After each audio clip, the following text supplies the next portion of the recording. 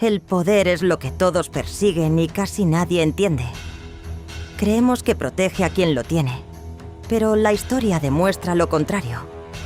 El poder destruye, sobre todo, a quien intenta concentrarlo en una sola mano.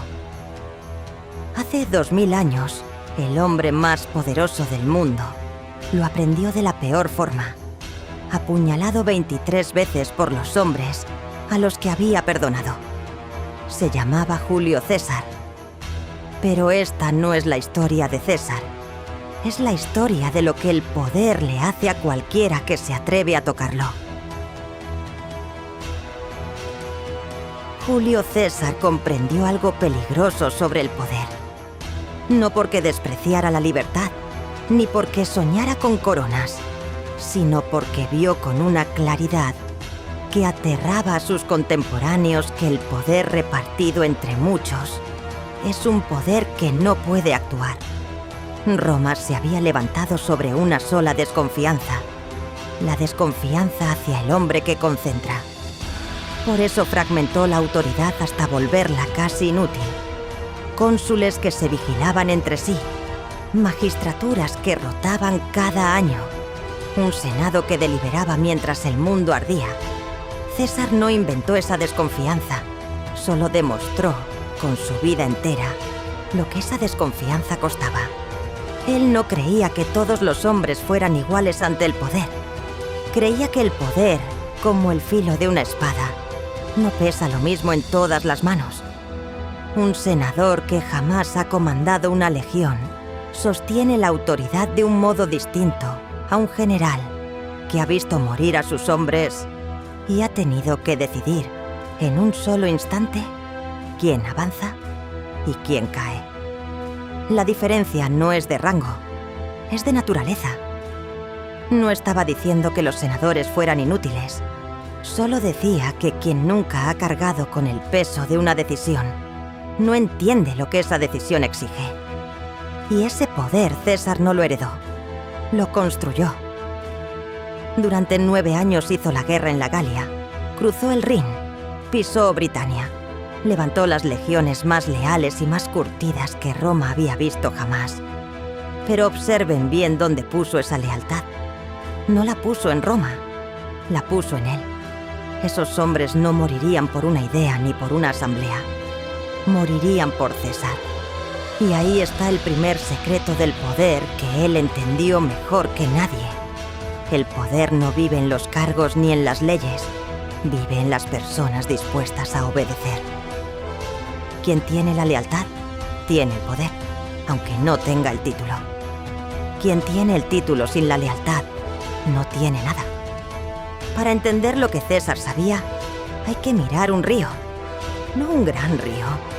El Rubicón era estrecho, modesto, una corriente que un hombre podía cruzar a pie sin mojarse la cintura. Su poder no estaba en el agua, estaba en una línea invisible. Ningún general podía cruzarlo con su ejército sin declararle la guerra suya a Roma. Cruzarlo era traición, cruzarlo era la muerte.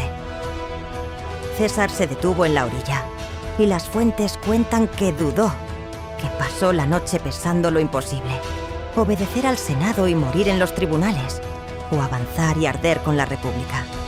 Y entonces pronunció las palabras que el tiempo no ha logrado borrar. La suerte está echada. No dijo, lanzaré el dado, como quien todavía delibera. Dijo, la suerte está echada, como quien ya decidió y sabe que detrás de él no queda camino. Aquí está la primera lección amarga de César sobre el poder. El poder no pertenece al que tiene la razón, sino al que se atreve a actuar.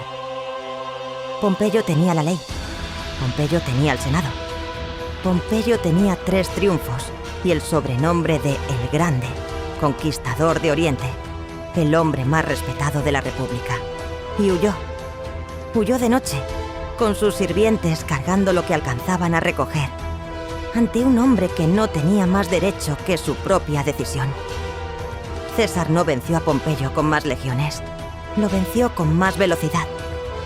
Marchó en pleno invierno, cuando ningún ejército marchaba, y tomó Italia ciudad por ciudad, sin librar una sola batalla, porque las puertas se abrían antes de que él llegara. La duda perdió, la determinación ganó, y Roma aprendió, demasiado tarde, que la prudencia que no actúa a tiempo no es prudencia, es rendición disfrazada. César entendía el poder de la rapidez como nadie. Años más tarde, tras aplastar a un rey en apenas 5 días, no envió a Roma el relato de la batalla. Envió 3 palabras: vine, vi, vencí. Y aquí está el detalle que casi todos pasan por alto. Esas palabras no presumían de lo que había hecho, sino de lo rápido que lo había hecho. No eran una crónica de guerra, eran una advertencia. Le decían al Senado sin decirlo: no necesito su permiso para actuar, no necesito sus deliberaciones, no necesito su consenso. Mientras ustedes debaten, yo ya he vencido. Pero sería un error pensar que César gobernaba solo con la espada. Su arma más fina no era la violencia, era el perdón. Tras vencer así a sus enemigos romanos, hizo algo que ningún hombre poderoso antes que él se había atrevido a 7 aqueses a hacer. Los perdonó. A Bruto, que había combatido contra él, lo perdonó. A Casio lo perdonó. A Cicerón, que lo despreciaba en privado y en público, lo perdonó. De su política nace la palabra misma que hoy seguimos usando: clemencia.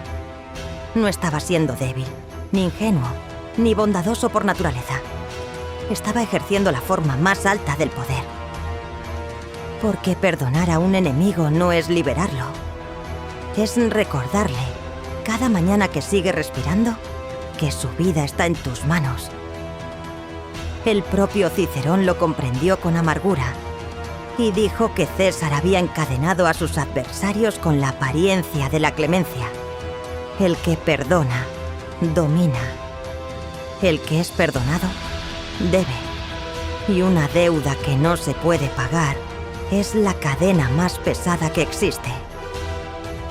Mientras Roma se acostumbraba a deberle todo a un solo hombre, César siguió recogiendo lo que 5 siglos de desconfianza habían repartido. Reformó el calendario que todavía seguimos. Entregó tierras a sus veteranos.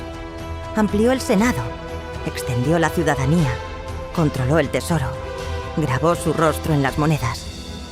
Una a una fue reuniendo en sus manos las piezas de poder que la República había separado con tanto cuidado.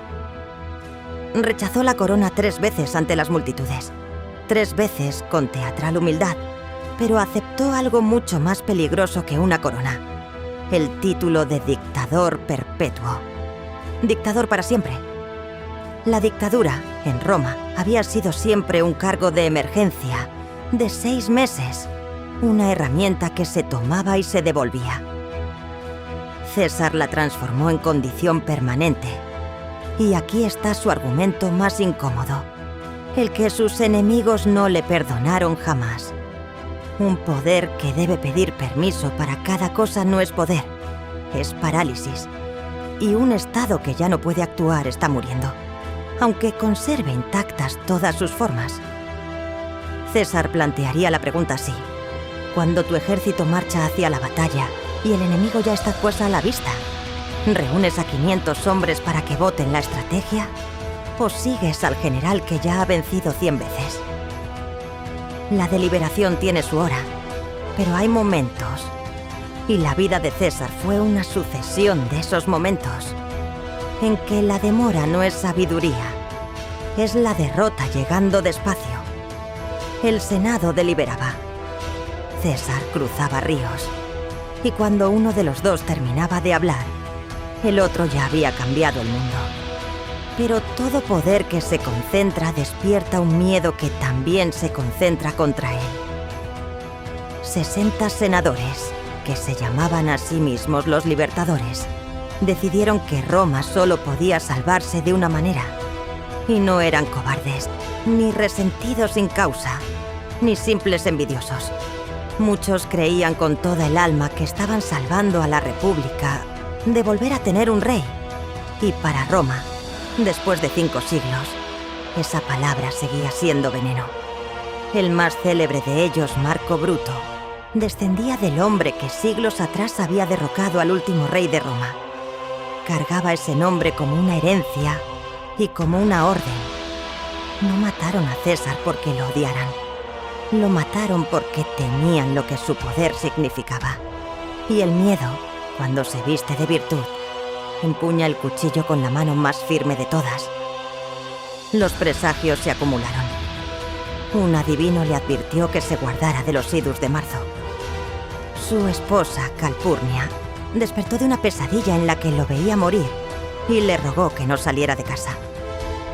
César dudó. Y entonces apareció Décimo Bruto. No un enemigo, sino un amigo. Uno de sus hombres de mayor confianza.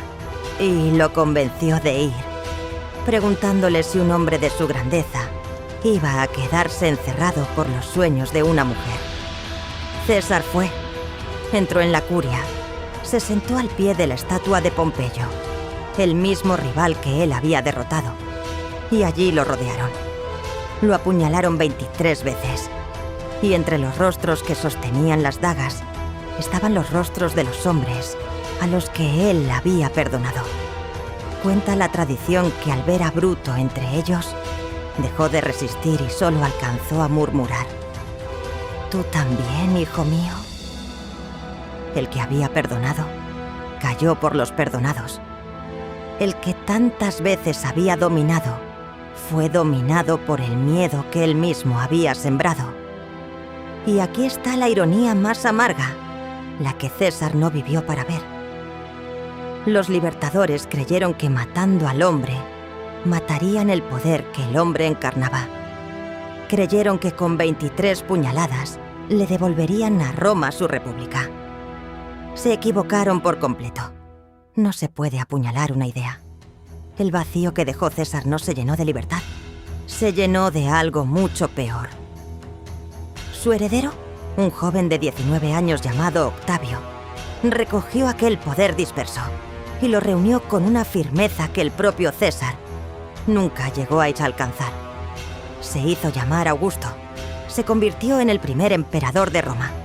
Y bajo él no hubo dictador de 6 meses, ni título que devolver, ni senado que vigilara nada. Hubo un amo y un imperio que duraría siglos. Los hombres que mataron a un dictador para impedir la monarquía terminaron fundando la monarquía. Las dagas que se alzaron para enterrar la tiranía le dieron nacimiento. Y la última crueldad de esta historia es la más silenciosa de todas. El pueblo de Roma no lloró por su república perdida. El pueblo quería pan, quería paz, quería el fin del caos y aceptó de buena gana a un emperador que se los dio. La libertad que añoraban no era la libertad de gobernarse, era la libertad de no temer al hambre y a la guerra. La república no murió aquel día en la orilla del Rubicón, cuando un hombre se atrevió a cruzar. Murió en los puñales de los hombres que estaban absolutamente convencidos de estar salvándola. Esa es la lección final de César sobre el poder. El poder no se destruye matando al que lo tiene. El poder, una vez que se ha concentrado, ya no cabe de regreso en las manos de muchos. Y quienes lo intentan, con las mejores intenciones, con la daga en alto y la palabra libertad temblando en los labios, rara vez terminan siendo sus verdugos. Suelen ser, sin saberlo, sus parteros. Si te interesa pensar las grandes ideas con esta profundidad, suscríbete a Logos. La próxima vez, la mentira. ¿Por qué mentimos? ¿Y por qué nos creemos nuestras propias mentiras?